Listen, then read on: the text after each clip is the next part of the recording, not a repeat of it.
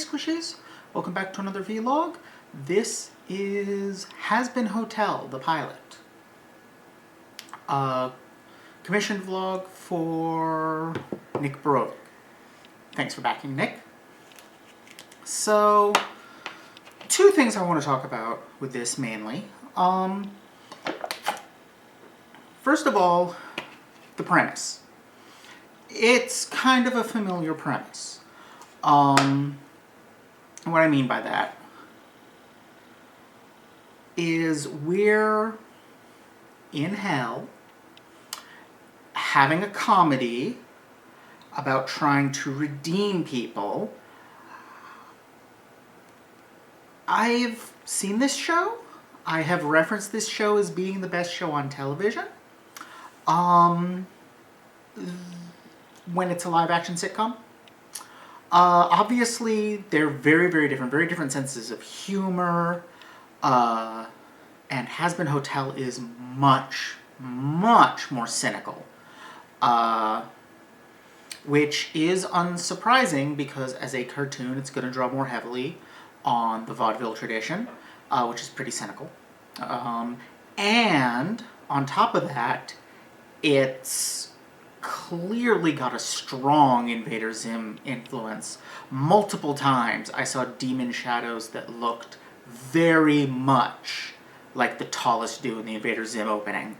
And just like the monsters with the faces that are a square on top of a triangle and the multiple limbs coming out of the back that are kind of spidery. It's very Invader Zim influenced.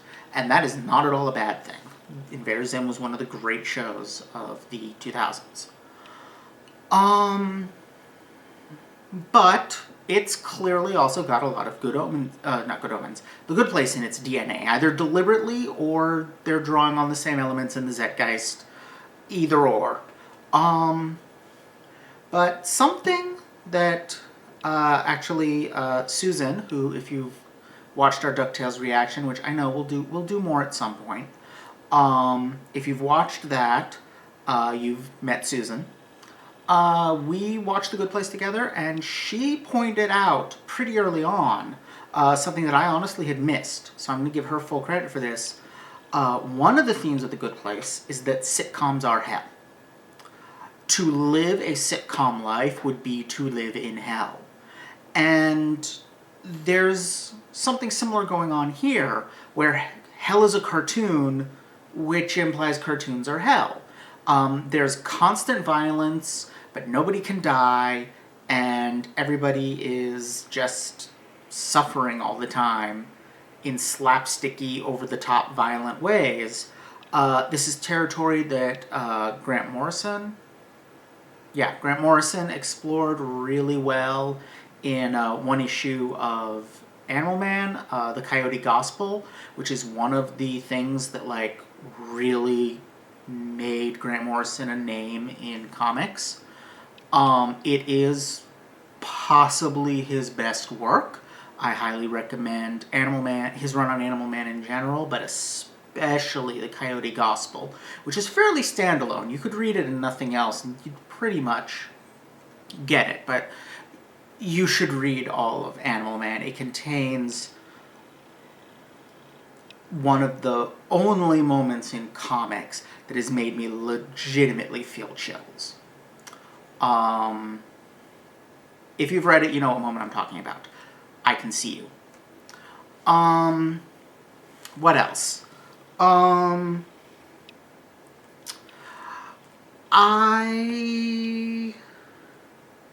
So yeah, it's very similar to The Good Place in that respect. It's also similar to it in that it has really, visually, it looks really good. It's popping with color, the animation is very high quality, the character design is incredible. I did not see, other than those egg creatures, which was clearly deliberate, I did not see any repetition of character designs. There were all these, similar themes going on, like I mentioned, the square on top of triangle for a face, the spidery limbs, big toothy grins. Like, there were some common elements throughout, but still, every design I saw was unique and distinctive, including things that were only in the background or only had one line. It was very impressive.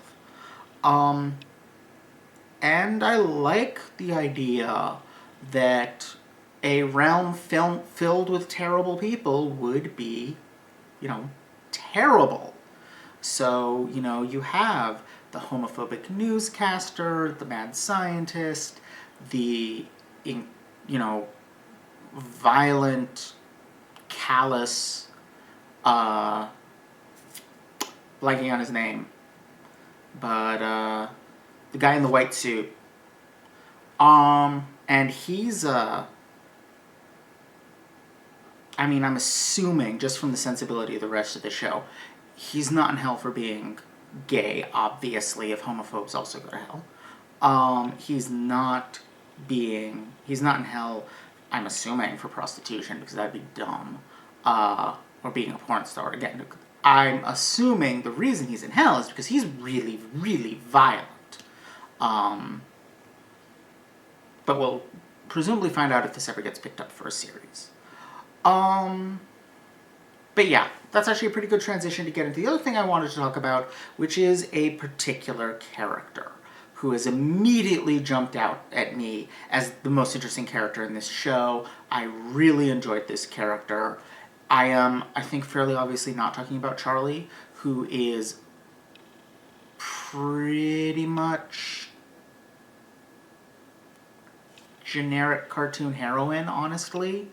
I am talking about the Radio Demon.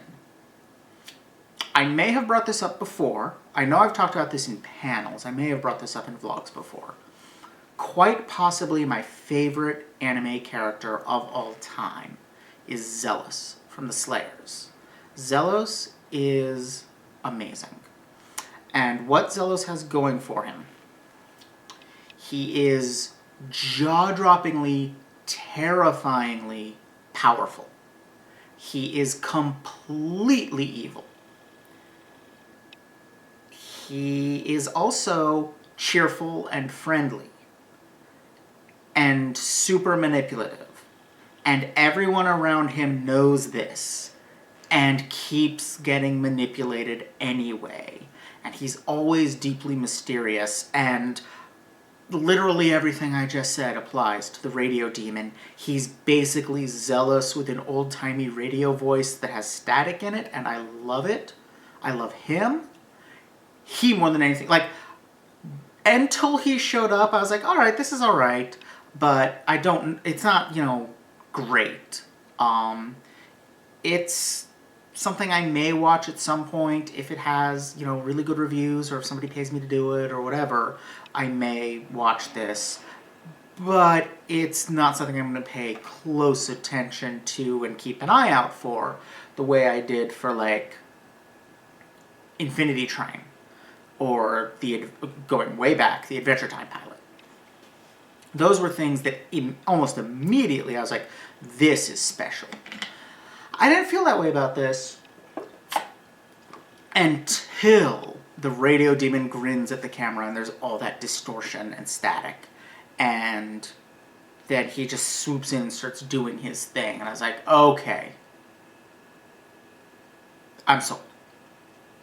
I'm going to be coming back to the show if it gets picked up, if I remember. The reason I'll be picking this show up again is because of the Radio Demon.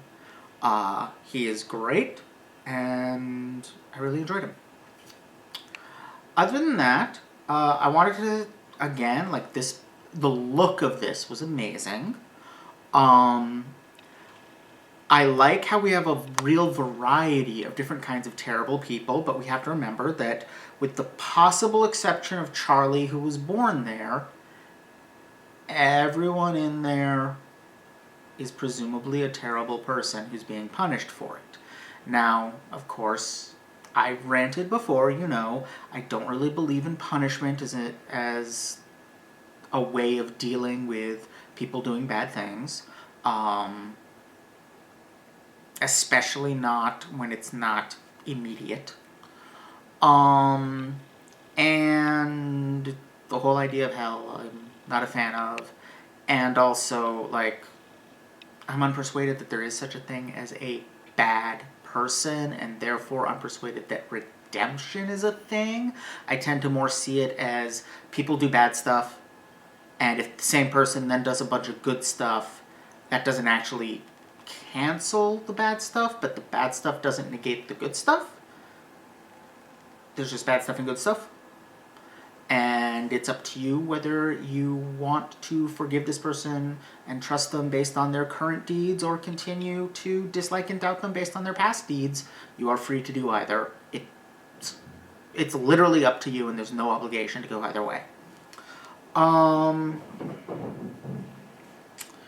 Or do some kind of mixture of the two, you know? But at least within the context of the show, the implication so far is that people deserve to be there. And these are people who have done bad things, presumably based on their behavior in hell. So you have, you know, I really liked the moment where, for a second I was like, did I hear that right? When the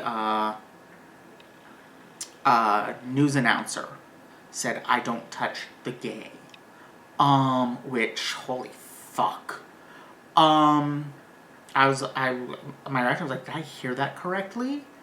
And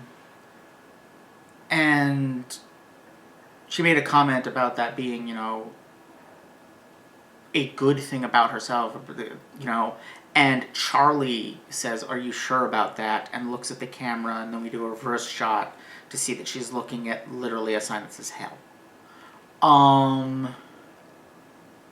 Yeah. Point taken.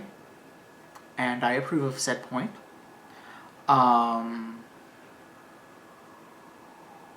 But yeah. It's fairly obvious what, like, the mad scientist is in hell for. What the drug addict who enjoys wreaking havoc is down there for, and presumably it's the latter, not the former. Or what the cherry bomb, that girl, presumably also for violence. It seems like a lot of the characters we've met so far, they're for violence. We don't know much about Vaggie, like at all, really. She was pretty quick to pull out a spear, and she made a comment about the radio demon being there.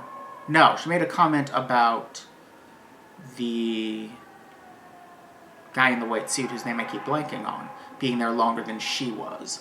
And based on the way he talks, he's like a 1930s gangster. So yeah, that doesn't fit very well with her wielding a spear. That's a little confusing. Because I was gonna guess, like, oh, is she like thousands of years old? But there weren't a lot of spear wielders doing great violence in the, last 80 years. So yeah, I don't know what her deal is. Presumably we'll get some exploration of it eventually if the show gets picked up, which I hope it does for the radio demon, if for nothing else. But this would fit in well on, like, Cartoon Network, not Cartoon Network, but like Adult Swim or Netflix, or YouTube's been trying to get into the original series market. They might pick it up. Because, as I can tell, they've got nothing right now. Nothing of any interest in their original programming. But yeah, it's a good show, or a good pilot. I enjoyed it. Thank you for getting me to watch it, Nick. And yeah, I think that's about it. Thank you all for watching. Don't forget to like, comment, subscribe. Check out my Patreon for early access to vlogs, essays, let's plays, and more. And I will see you all next time. Bye!